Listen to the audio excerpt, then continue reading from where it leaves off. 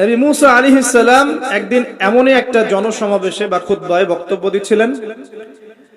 একজন দাঁড়িয়ে বললেন, হে মুসা আলাইহিস সালাম, আপনি খুব চমৎকার বক্তব্য দিয়েছেন, আপনি খুব চমৎকার বক্তব্য দিয়েছেন, একটু মনোযোগ দেন আমার দিকে। নবী মুসা আলাইহিস সালাম কে তিনি প্রশ্ন করছেন যে আপনার চাইতেও কি কোনো জ্ঞানী মানুষ পৃথিবীতে আছে? ইসলাম ধর্মে যদি আপনি খুশি থাকেন তাহলে ভিডিওটিতে একটি লাইক ও চ্যানেলটি সাবস্ক্রাইব করতে ভুলবেন না।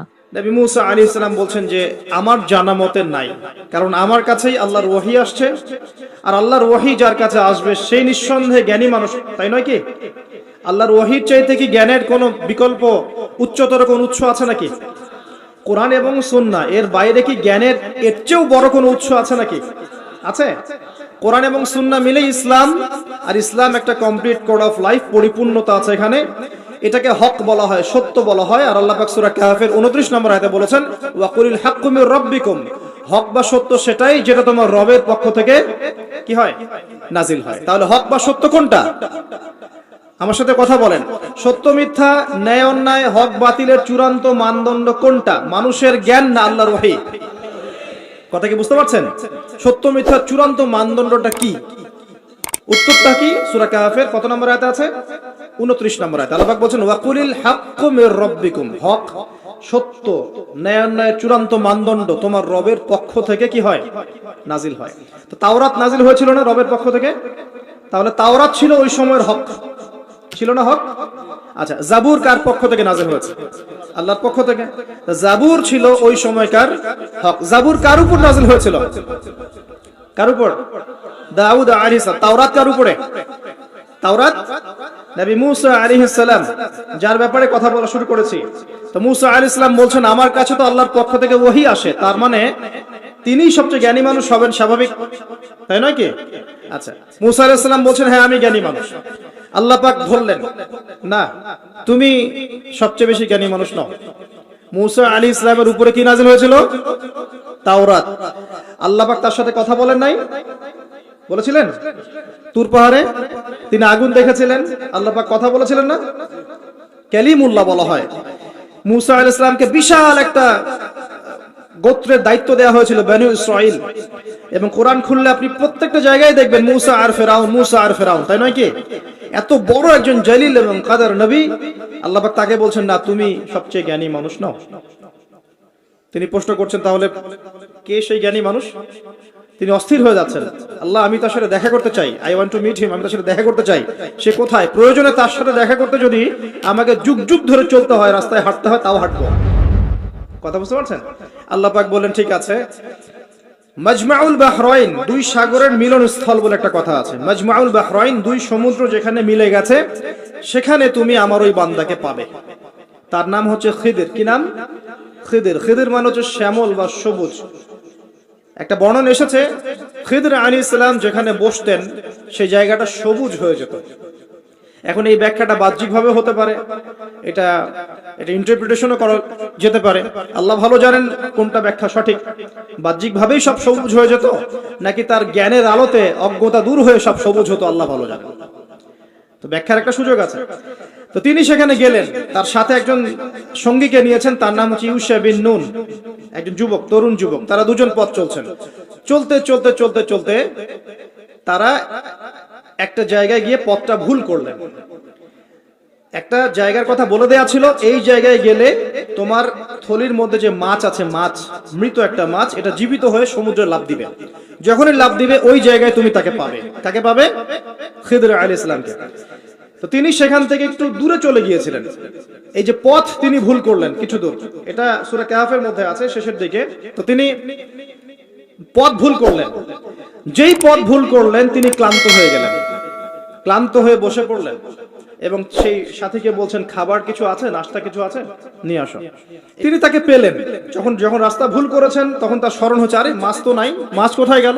তখন ইউশা বিন নুন বলছেন মাছ তো আগেই লাফ দিয়ে সমুদ্রে চলে গেছে। তখন তিনি বলছেন ওইটাই তো সেই জায়গা ছিল যেখানে তাকে পাওয়া যাবে, চলো। আবার তিনি ব্যাক করে সঠিক জায়গায় আসলেন। এবার তার গায়ে অনেক শক্তি। সঠিক জায়গায় এসে দেখলেন হ্যাঁ, একটা পাথরের উপরে, সাখরা বলে, পাথর খণ্ড, এর উপরে খিদির আলাইহিস সালাম বসে আছেন। কে বসে আছেন? খিদির আলাইহিস সালাম। এবং তিনি তাকে সালাম দিলেন, আসসালামু আলাইকুম ওয়া রাহমাতুল্লাহ। তো তো খিদির আলাইহিস সালাম বলছেন ওয়ালাইকুম আসসালাম ওয়া রাহমাতুল্লাহ। এই জনমানব শূন্য জায়গায় সালাম কোত্থেকে আসলো? তখন মূসা আলাইহিস সালাম বলছেন যে আমি মূসা। আমি কে? মূসা। খিদির আলাইহিস সালাম বলছেন তুমি কি বনু ইসরাঈলের মূসা? তুমি কি বনু ইসরাঈলের মূসা? তার মানে খিদির আলাইহিস সালাম বনু ইসরাঈলের কেউ নন। কথা কি বোঝা যায়? যদি তিনি বনু ইসরাঈলের কেউ হতেন তাহলে বলতেন না তুমি কি বনু ইসরাঈলের মূসা। তার মানে তিনি বনু ইসরাঈলের বাইরের কেউ, ওই গোত্রের ওই সম্প্রদায়ের নন তিনি। এখন তিনি বলছেন, আমি একটু পড়ে শোনাই। ক্বালা লাহু মূসা, মূসা আলাইহিস সালাম তাকে বলছেন হাল আত্তাবিউকা আলা আন তুআল্লিমানি মিম্মা উল্লিমতা রুশদা। মূসা আলাইহিস সালাম তাকে বলছেন হে খিদির আলাইহিস সালাম, আমি কি আপনার অনুসরণ করতে পারি এই শর্তে যে আল্লাহ আপনাকে যা শিক্ষা দিয়েছেন সেখান থেকে আমাকে কিছু শেখাবেন? স্টুডেন্টের মতো আসলেন। এবার খিদির আলাইহিস সালাম কি বলছেন? ইন্নাকা লা তাস্তাতিআ মাইয়া সাবরা। আমি তো শেখাতে চাই কিন্তু তুমি তো আমার সাথে সবর করতে পারবে না। কি পারবে না? তুমি আমার সাথে ধৈর্য ধরতে পারবে না। একজন টিচার কি কখনো এমন কথা বলে স্টুডেন্টকে? কোন পর্যায়ের জ্ঞান, হিকমা, প্রজ্ঞা, আধ্যাত্মিকত্ব থাকলে একজন মানুষ আগে থেকেই বলতে পারে যে তুমি তো আমার সাথে সবর করতে পারবে না? এই গল্পের শেষে আপনি দেখবেন সত্যি সত্যি মূসা আলাইহিস সালাম সবর করতে পারেন নাই। তিনি বলেন ওয়া কাইফা তাসবিরু মা লাম তুহিত বিহি খুবরা। তুমি কেমন করে সবর করবে যে তোমাকে তো এই বিষয়ে কোনো খবরই দেয়া হবে না। ক্বালা সাতাজিদুনি ইনশাআল্লাহু সাবিরান ওয়া লা আ'সি লাকা আমরা। মূসা আলাইহিস সালাম বলেন ইনশাআল্লাহ আপনি আমাকে ধৈর্যশীল পাবেন এবং আমি আপনার কাজে কোনো রকমের ভ্যাটো দিব না, বাধা দিব না। আপনি করেন যা ইচ্ছা, আমি আপনার কাজে কোনো বাধা দিব না। এবার তারা চলতে লাগলেন। ওকে, তিনি বললেন ক্বালা ফাইনিত্তাবা'তানি ফালা তাসআলনি আন শাই। খিদির আলাইহিস সালাম বলেন তুমি যদি আমাকে ফলো করতেই চাও তাহলে আমাকে কোনো প্রশ্ন করতে পারবে না। আমি যা করব চুপচাপ দেখতে হবে, পরে আমি তোমাকে জানিয়ে দেব, কিন্তু তোমার কোনো প্রশ্ন করা চলবে না। এমন কোন টিচার দেখেছেন ছাত্রকে বলে প্রশ্ন করতে পারবে না?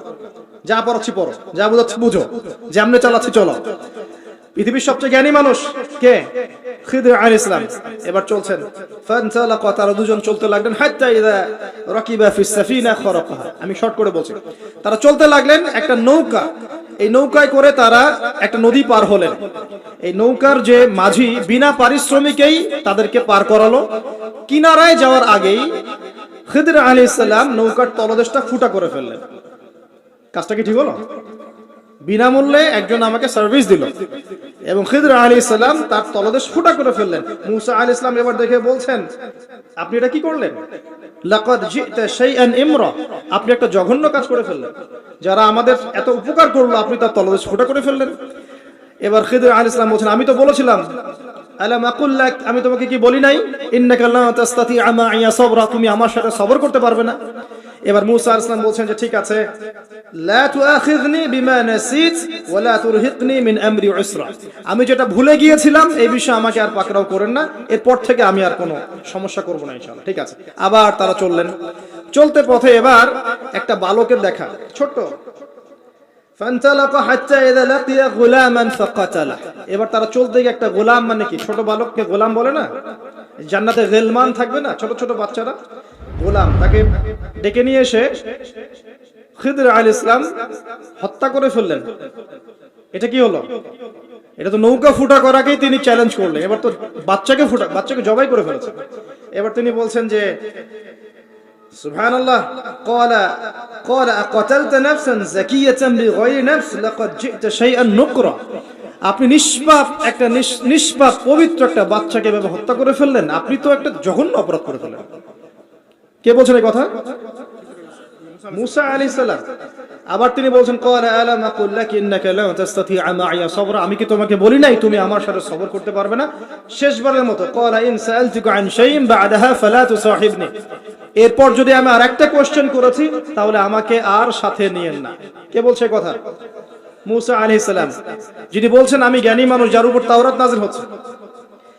এবার ফানতালাকা, তারা চললেন হাত্তা ইযা আতায়া আহলা ক্বারিয়াতিন ইসতাতআমা আহলাহা ফাআবাউ আন ইউদাইফুহুমা ফাওয়াজাদা ফিহা জিদারান ইউরিদু আন ইয়ানকাদ্দা ফাআকামা ক্বালা লাউ শি'তা লাত্তাখাযতা আলাইহি আজরা। ঘটনা হচ্ছে এই যে তারা এবার চলতে পথে একটা গ্রামে প্রবেশ করলেন। গ্রামের লোকজনের কাছে মেহমানদারি চাইলেন, একটু পানি, খাবার, নাস্তা পানি কিছু হবে, কোনো মেহমানদারি পেলেন না। অনেকটা আমাদের দ্য সিটি অফ আখিরুজ্জামানের মতো আর কি, আমাদের হচ্ছে পশ্চিমা সভ্যতার যে বস্তুবাদী জীবন ব্যবস্থা, প্রতিবেশীকে খোঁজ নেওয়ার সময় নাই, ভিক্ষুক আসলে মাফ করো মাফ করো। আচ্ছা না, এখন কি মানুষের উপকার করতে খুব বেশি পছন্দ করে? সত্যি কথা বলেন দেখি, বেশিরভাগ মানুষই কি এখন মানুষের উপকার করতে পছন্দ করে? বরং বাসায় মেহমান আসলে মানুষ বিরক্ত হয়। বাসায় মেহমান আসলে কি হয়? মানুষ বিরক্ত হয়, মুখে না বললেও মনে মনে বিরক্ত হচ্ছে, কবে যাবে। বাসায় গেলে জিজ্ঞাসা করে খেয়ে আসছেন না, গিয়ে খাবেন, জিজ্ঞেস করে না? তো মানুষ কিন্তু এখন বস্তুবাদী। এই যে গ্রামটা ছিল এমনই হয়তো না, সেই গ্রামের মানুষ খাবার দিচ্ছে না, সিম্পল একটা মানে একটা সৌজন্যবোধ যে খাবার পানিতে আপ্যায়ন করবো, করছে না। কিন্তু খিদির আলাইহিস সালাম দেখলেন ওই গ্রামের কোন একটা বাসার একটা দেয়াল পড়ে গেছে, ধসে গেছে। এই দেয়ালটাকে তিনি নিজের হাতে পুরো নির্মাণ করে শক্ত একটা জায়গায় নিয়ে গেলেন। এটা দেখে মুসা আলাইহিস সালাম বলছেন, আপনি চাইলে কিছু আজর বা প্রতিদান নিতে পারতেন, কিছু পারিশ্রমিক নিতে পারতেন। মেহমানদারি করলো না, কিছু পারিশ্রমিক নিলে আমরা কিছু কিনে খেতে পারতাম। তো এবার খিদর আলাইহিস সালাম বলেন, হাদা ফিরাকু বাইনি ওয়া বাইনাক, এই হলো তোমার আর আমার মাঝের ফিরাক, মানে বিচ্ছেদ। এরপরে তোমার সাথে আমার আর পথ চলা হলো না। আমাদের নবী মুহাম্মদ সাল্লাল্লাহু আলাইহি ওয়াসাল্লাম বলেছিলেন হাদিসের মধ্যে, যদি সেদিন মুসা আলাইহিস সালাম এভাবে কাউন্টার প্রশ্নগুলো না করতেন, অনেক জ্ঞান হয়তো শেখা যেত, কিন্তু এটা হলো না। প্রথমে যে বলেছেন খিদর আলাইহিস সালাম, ইন্নাকা লা তাসতাতিআ মাইয়া সাবরা, তুমি আমার সাথে সবর করতে পারবে না, এটা কি ফলেছে না ফলে নাই? ফলেছে না ফলে নাই? আচ্ছা, এবার চলেন সামনে। তিনি বিচ্ছেদের আগে বলছেন, ঠিক আছে, যাওয়ার আগে আমি তোমাকে জানিয়ে দিব কি কারণে আমি এই কাজগুলো করেছি। এক নাম্বার, আমি যে নৌকাটা ফুটা করেছিলাম, আমি শর্ট করে বলছি, ওই নৌকা যদি ফুটা না করতাম তাহলে এই সমুদ্রের পিছনে একটা জলদস্যুদের দল ছিল, এরা ভালো ভালো নৌকাগুলোকে হাইজ্যাক করে, সিজ করে নেয়। এই নৌকা ফুটা আছে, এই নৌকা তারা নিবে না। বাহ্যিক চোখে মনে হচ্ছে যে আমি ওই ব্যক্তিদের ক্ষতি করেছি, কিন্তু আসলে আমি ওই ব্যক্তিদের কিন্তু উপকার করেছি প্রকৃত অর্থে। তুমি সেটা বুঝতে পারো না, কারণ তুমি বাইরের চোখ দিয়ে দেখেছো, আর আমি আল্লাহ পাকের মারেফত দিয়ে দেখেছি। কথা কি বুঝতে পারছেন? দ্বিতীয় যে বাচ্চাটাকে আমি করেছি, সেই বাচ্চাটাকে আমি নিজের ইচ্ছায় হত্যা করি নাই, আল্লাহ পাকের আদেশে করেছি। কারণ এই বাচ্চা যদি বড় হতো তাহলে এই বিশ্বের বড় কাফেরদের একজন হতো। যদি ফেরাউনকে ছোটবেলায় কেউ হত্যা করতো তাহলে কি ফেরাউন বড় হতো? আচ্ছা, যাই হোক, যদি ওটা তাকদীর বা কদর, এটা আমি আল্লাহর আদেশে করেছি, আমি নিজের মন গড়া কোনো মানে দর্শনের কাজটা করি নাই, আল্লাহর হুকুমে করেছি।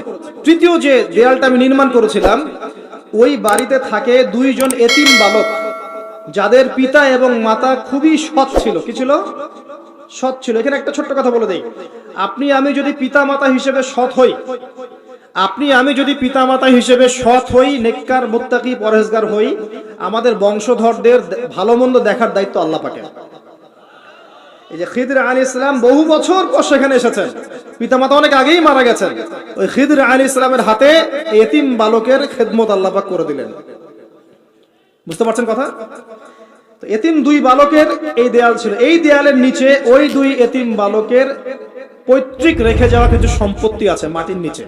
যদি দেয়াল নির্মাণ না করতাম, মানুষ ওই সম্পদ নিয়ে চলে যেত।